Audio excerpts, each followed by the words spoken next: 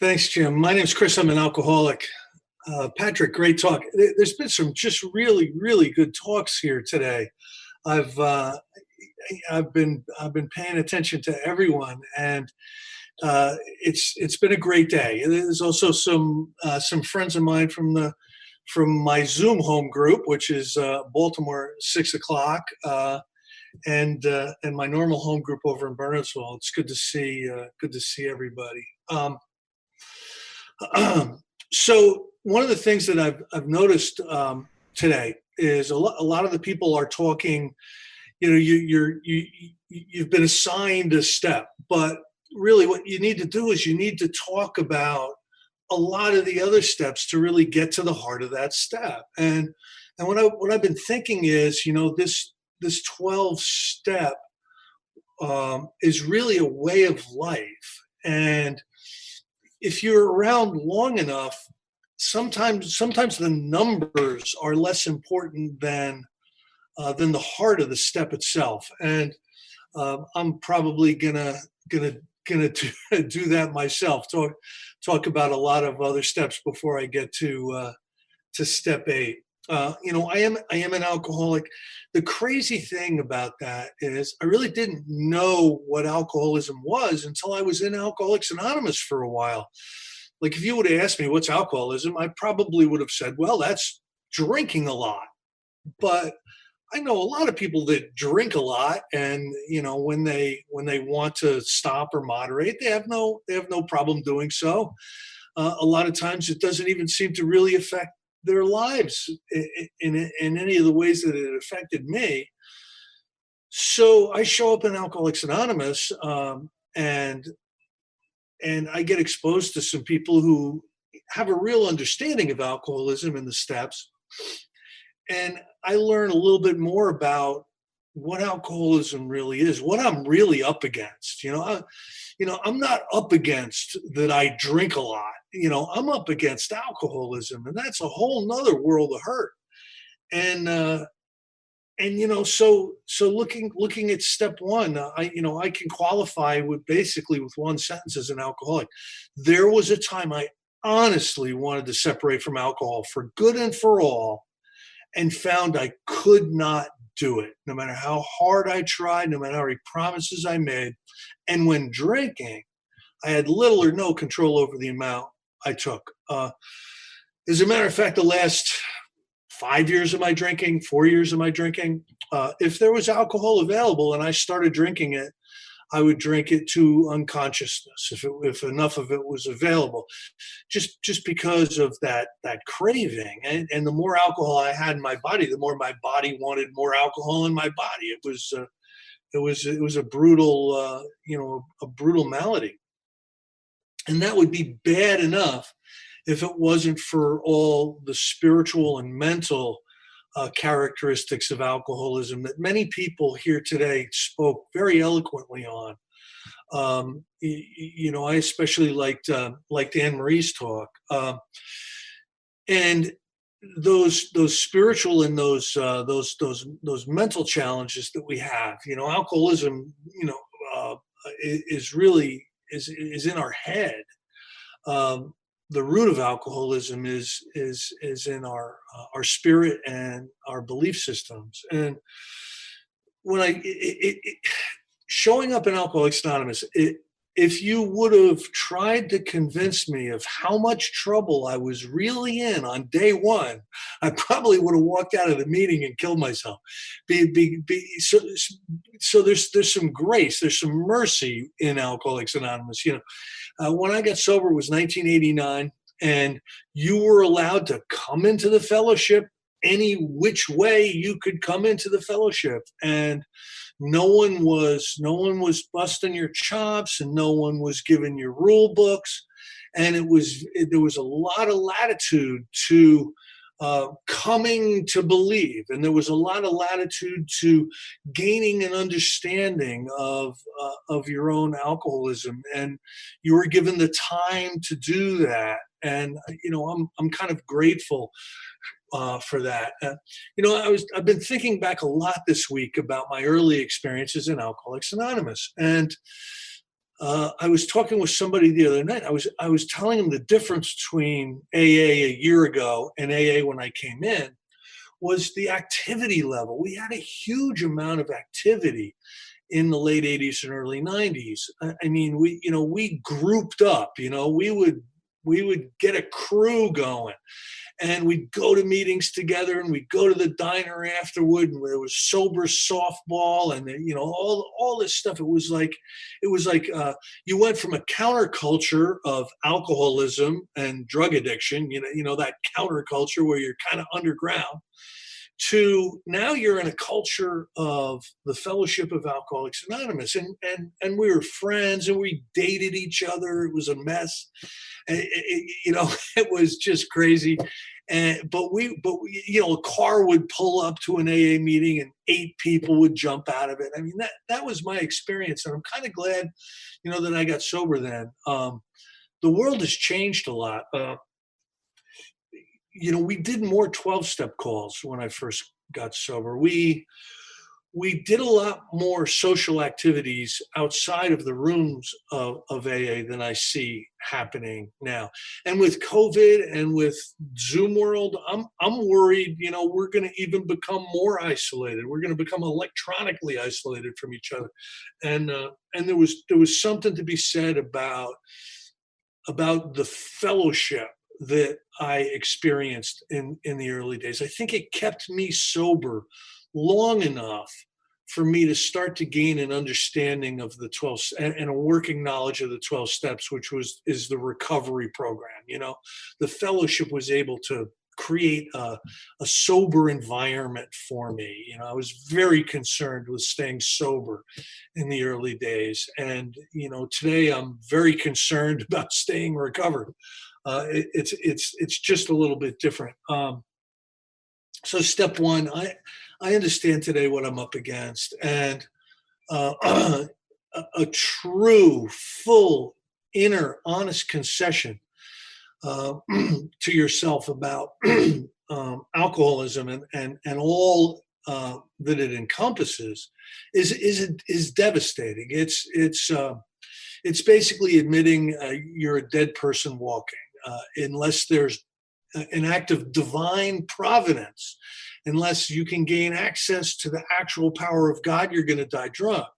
And that's really, really difficult. It was difficult for me to fully assess. I know it's difficult for other people too.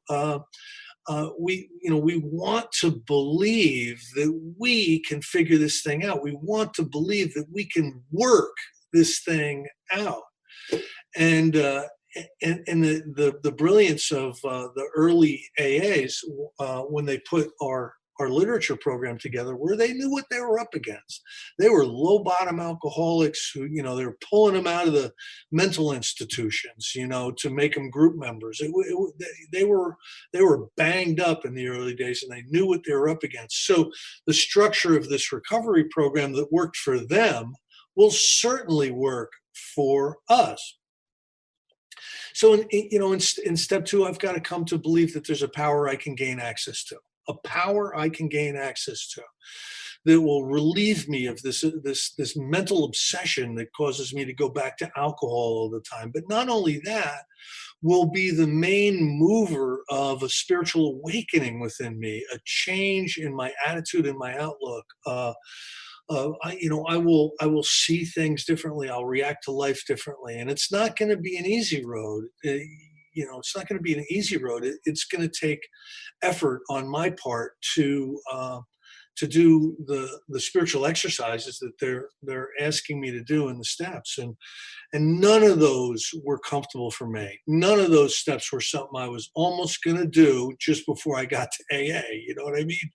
Like, oh yeah, I was at the bar, and I was gonna do a fearless and thorough inventory. I don't think so. What my whole perception when I was drinking was, it's a hostile world. I need to figure out how to deal, and I'm gonna have to maneuver, and I'm gonna have to connive, and I'm gonna have to lie, just to be able to make it in this aggressive, violent world. But the thing is that world was what I made. I made that world around me. Today, I don't believe it's a hostile universe. I don't believe that my life is filled with problems that I've got to work out. I don't believe that today. So these belief systems and this alcoholic, this alcoholic experience that I'm going through is causing a whole lot of turmoil in my life. And how I went down that road, I don't know. But I do know that I went down that road, and it's been a long hike back in the other direction since I got sober. So I've got to believe that there's a power greater than myself that I can gain access to. How do I gain access to that? I gain access to that by making a decision to turn my will and my life over, or to make a decision to keep going with these steps, and to broaden and deepen a relationship with this power. And in step four, now, you know, people used to say one thing to me all the time, like back when I was drinking. I used to hear this all the time because I was nuts. I was a blackout drinker and I was nuts. They would say this to me: "What is wrong with you?" Like I've just parked on their rose bushes, or, I've set their couch on fire with my cigarette because I passed out, or some crazy thing, just really antisocial, insane thing. And, what is wrong with you? And I'd get hit with that. And I'd think to myself, there's nothing wrong with me. What's wrong with you? The problem is that you took offense to my offense. The problem is that you got mad when I did some violent thing to you or your family. And it was just a crazy way of looking at everything. So I come into Alcoholics Anonymous with just mountains of problems. This is going on. You wouldn't believe these people. I remember calling up my sponsor. Phil, they're coming to break my legs. And they're coming for me. I know they are. And he was beautiful. What he would do was he would never engage me in the current drama, because he knew that that's what it was. It was just current drama. He would point me toward the solution. So I'd go to him and I'd say, they're coming. They're coming. They're going to break my legs. And he'd say, "Oh, well, here's what I'd like you to do. I'd like you to go to a meeting tonight." What? So what he was doing was he was pushing me toward the solution. I wanted answers to all these problems. I wanted to be able to work these things out. But the real issue was my alcoholism, and the way I was living, and my character defects, and the totality of this thing called alcoholism was creating this environment that was just unsustainable for me. It was getting smaller and smaller every day. It was getting more brutal. It was getting more intolerable. It was getting more decadent, and it was getting more physically debilitating. Every day that would go by when I was drinking, it's progressive. It takes you to the grave, and I wasn't very far away from that. So what's wrong with me?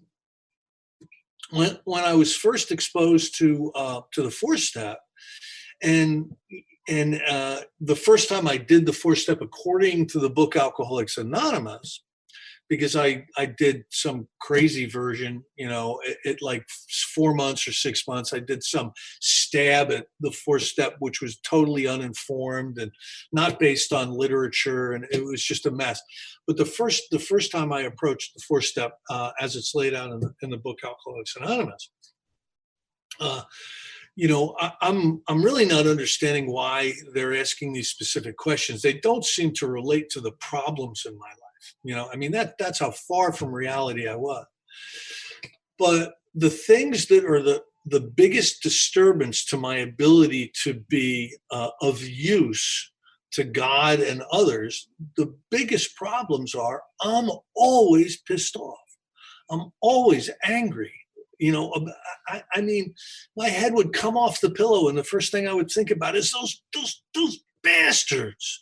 It's like my first thought in the morning, and then I would move into my day. Uh, so I was just really really upset with people and situations and institutions that I thought were unfair, and the whole situation. Why me? I was always upset. I also had levels of fear, just waves of fear that constantly screwed up my ability to live life. And I didn't recognize it. Okay. From a young age, you would have diagnosed me with childhood anxiety or something. I just didn't feel right. But in my alcoholism, the more I drank, the more that was exacerbated. And when it was called fear, my definition of fear comes from like John Wayne westerns and James Bond films. Like, right, you're not going to paint me as a fearful person because I'm not a coward. And so I wouldn't have recognized fear as being a debilitating experience. But when I started to go into the inventory, I started to see that really what it was my anxiety, my inability to comfortably fit into this world, without dodging and weaving. And I was so good at dodging and weaving. There would be something that would be really good for me to do, but I'd be uncomfortable with it. So I wouldn't do it. Like going to court or something, you know what I mean? Like anything that I saw as uncomfortable, I avoided. And what that is that's the evil and corroding thread of fear. I am afraid of a number of things. It's not going to go my way. It's going to be a disaster. So I'm just going to avoid it. So I'm always pissed off, and I'm always avoiding things that I should be doing that are responsible things to do, like work and put insurance on my car, things. I'm just not going to do it. It's not going to be good. So you're not going to have a successful life with those two things. And then because I'm a human being, I'm attracted to other human beings, and I want to be in a relationship with somebody because it's a deep down instinct that I believe we all have. And so I'm getting involved in these relationships that are nuts.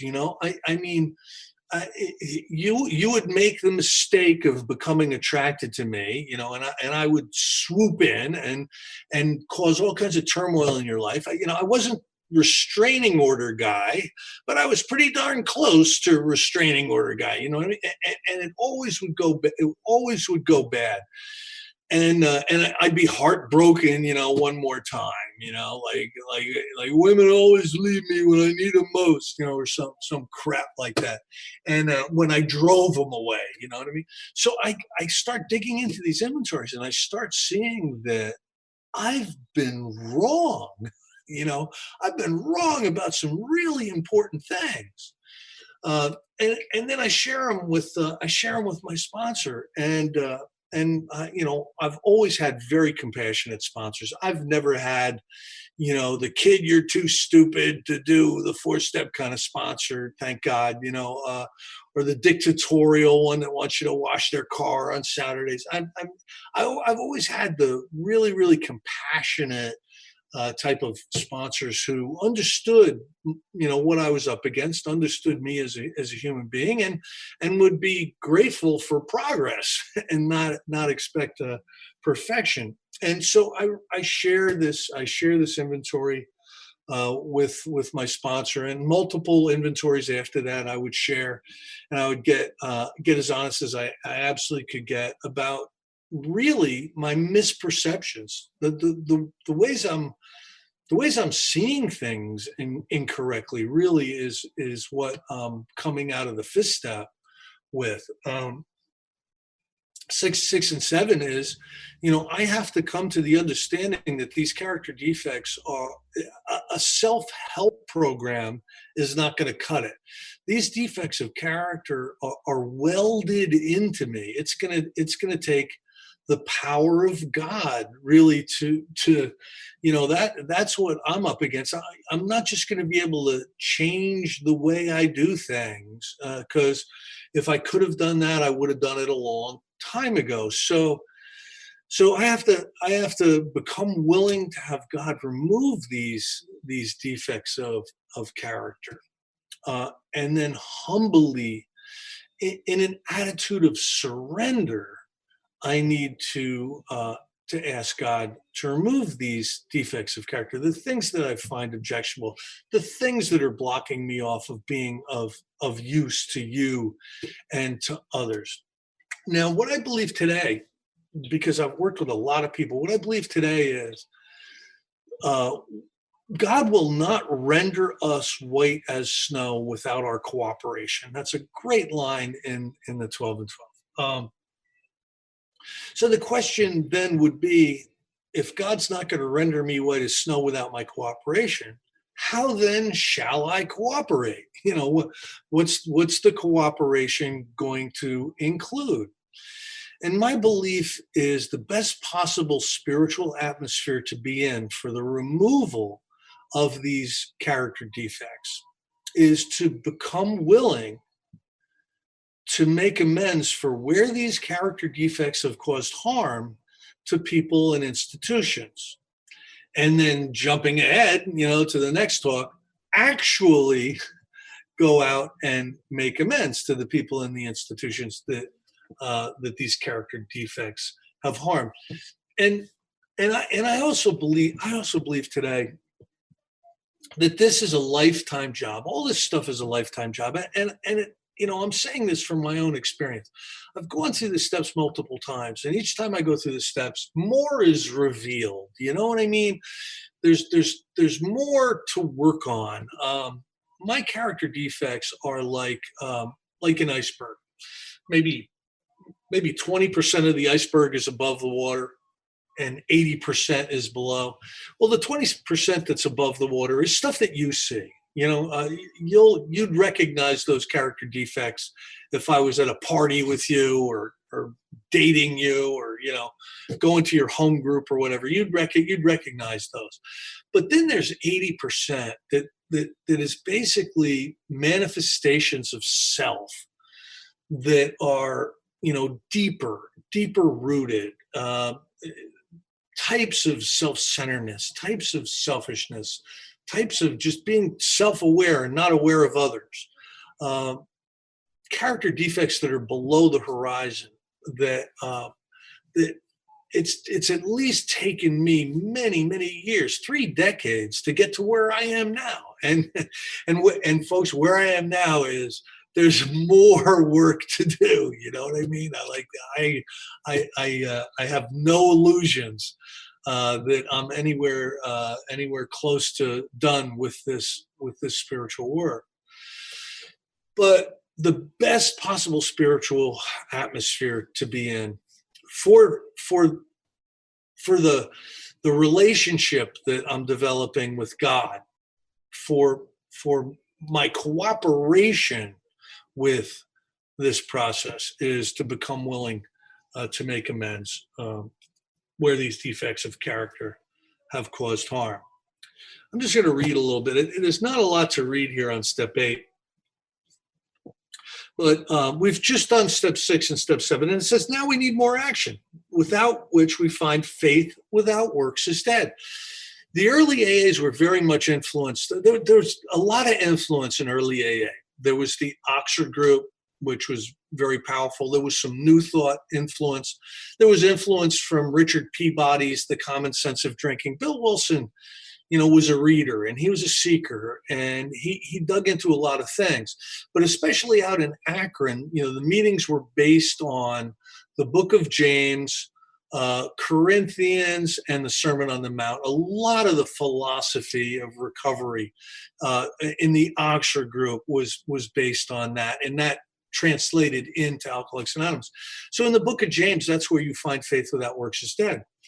Now, thinking theologically, there were some theologians that believed that by faith alone you are saved. So your actions don't have to change, your faith has to change, and you're saved. That's great unless you're an alcoholic. You know what I mean? The early AAs recognized right away that our actions must change, our thinking must change. Absolutely, faith is a key ingredient to this whole thing. But we must become reborn. We must become different people to be able to survive this alcoholism. And so they believe that faith without works is dead.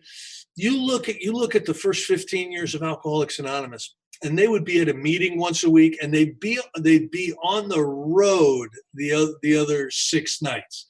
They'd be at the asylum, they'd be at the courts, they'd be on Skid Row, they'd be at the missions, trying to find alcoholics to work with, and that was their works. The 12-step work. After they've gone through the spiritual process of the steps, the work is now helping other people. And when you read the book Alcoholics Anonymous, taking it in context, you need to know kind of what their life was like when this book was written to truly understand it. And they were very, very busy on the street helping alcoholics. They did not wait for them to come to the home group or call the intergroup number or whatever. I mean, they went out, they sought these people out. So they were very, very interested in what your feet were doing. So it says, let's look at steps 8 and 9. We have a list of all persons we have harmed and to whom we are willing to make amends.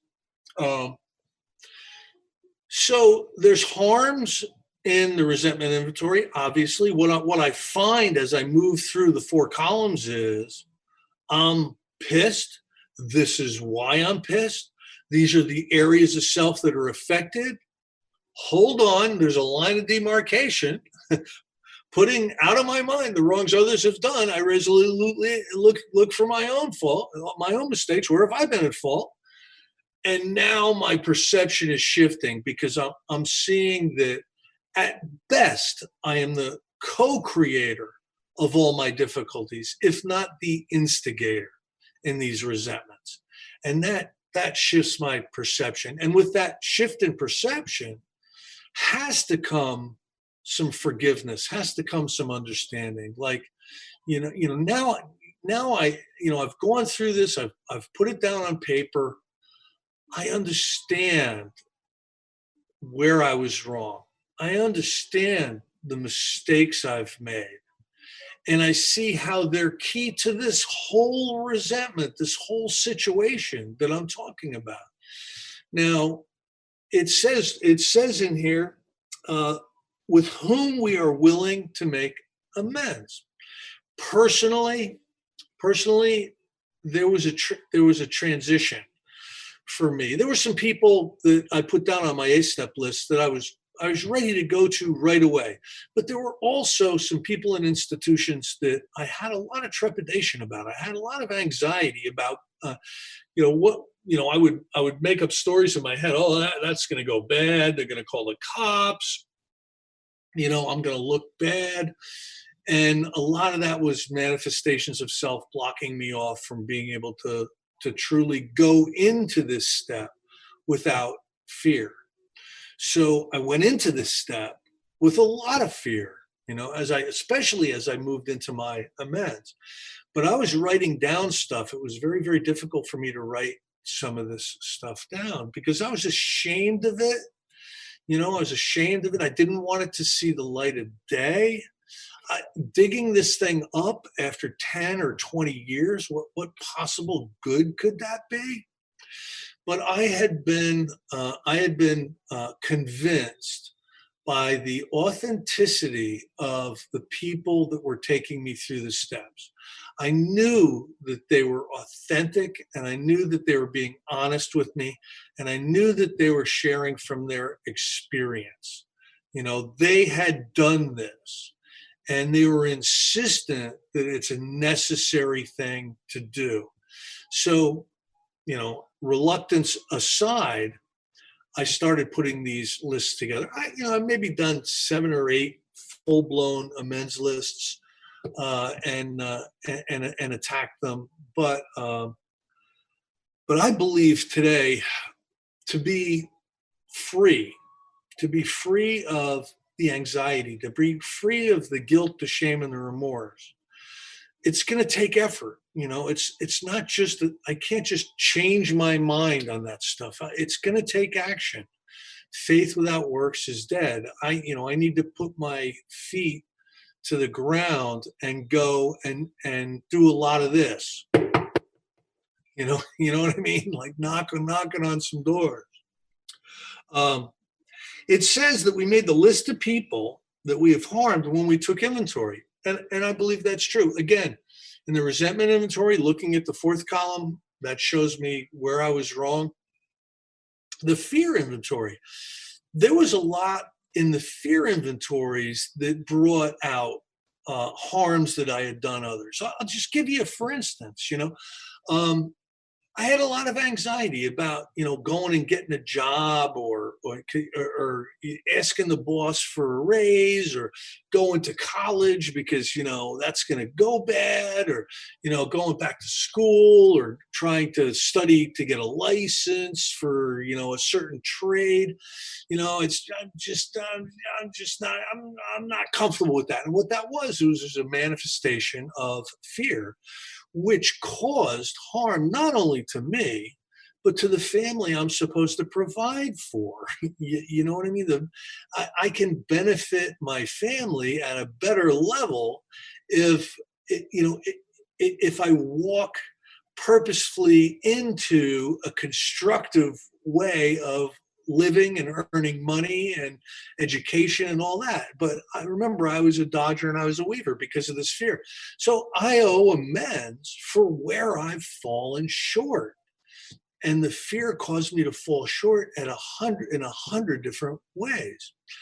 In the sex inventory, reviewing these relationships, every single one of them, you know, uh, there would be an amend. Now, you have to be incredibly careful with all of these amends that you're not going to cause further harm. Um, there's a speaker coming up soon who said something the other day that really stuck with me. After an amends, you want the person to be better off than when you showed up. So really using that as a barometer, I need to be very, very careful, especially about the sex harms amends and stuff. It doesn't mean that I shouldn't be willing to do them, and the forgiveness process needs to happen. But I need to be very careful that I'm not to clean off my side of the street by shoveling it under your carpet over at your house.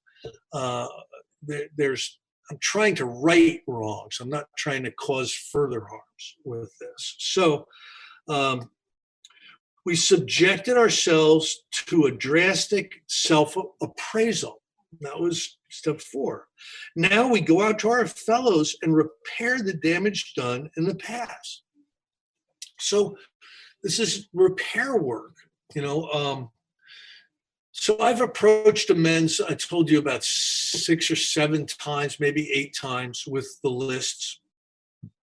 Um, and each time I finish a list, and each of the amends are different, each of the approaches are different, each of the actions are different in the amends. But when I'm convinced I've really attempted to do this to the best of my ability at that time, when I've actually taken the action, uh, it's absolutely amazing. Now, you got to understand, I'm going from an alcoholic who thinks you did all this to me.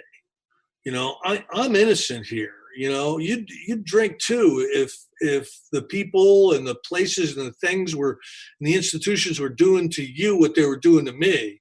I went from that guy to somebody that really recognizes I've fallen short and understands the importance of taking responsibility of that falling short. The actual taking of responsibility is really the recovery work. And it's also the secret ingredient to not doing it again.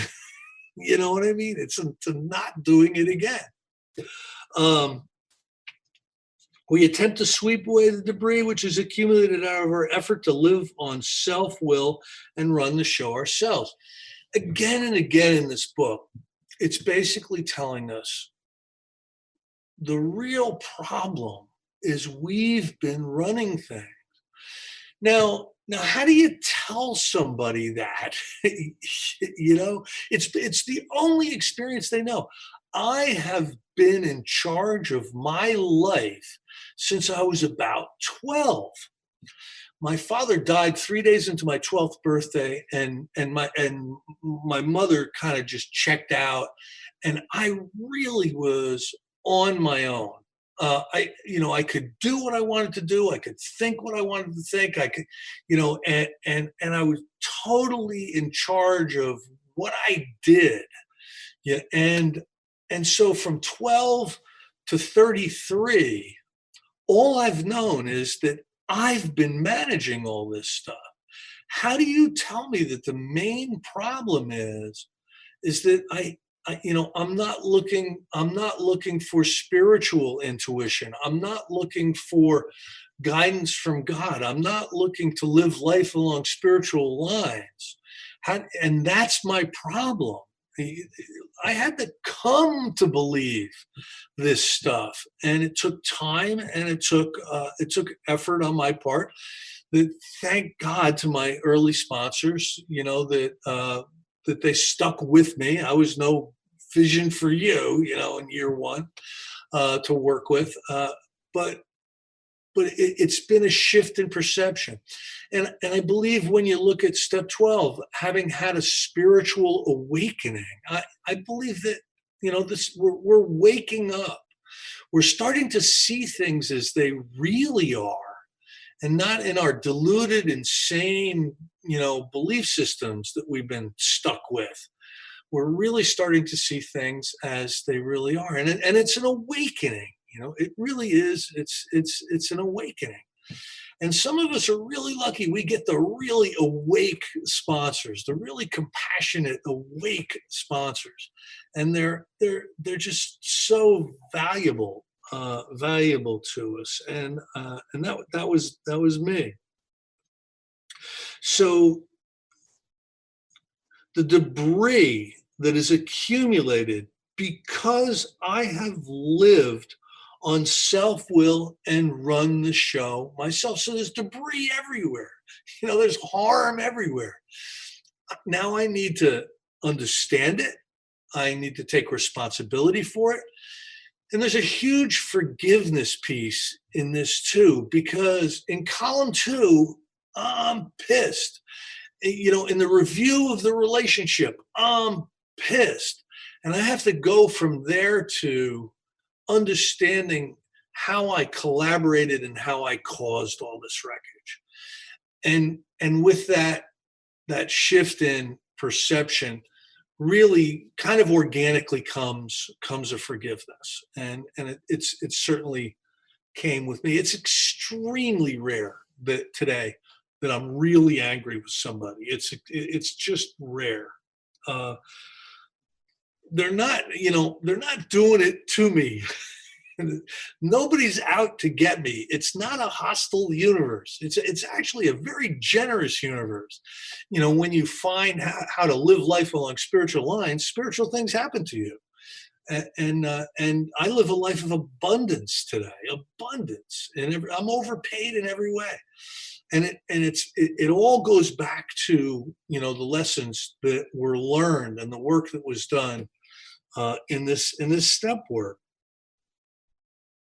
So it says if we haven't the will to do this, maybe we just don't have it in us to go out and make these amends right now. It says we ask until it comes. So if there's any amends out there that you're unwilling to do, the instruction is to pray for the willingness. Ask God for the willingness and keep asking until that willingness comes. I had to do that with several amends that were very, very difficult for me.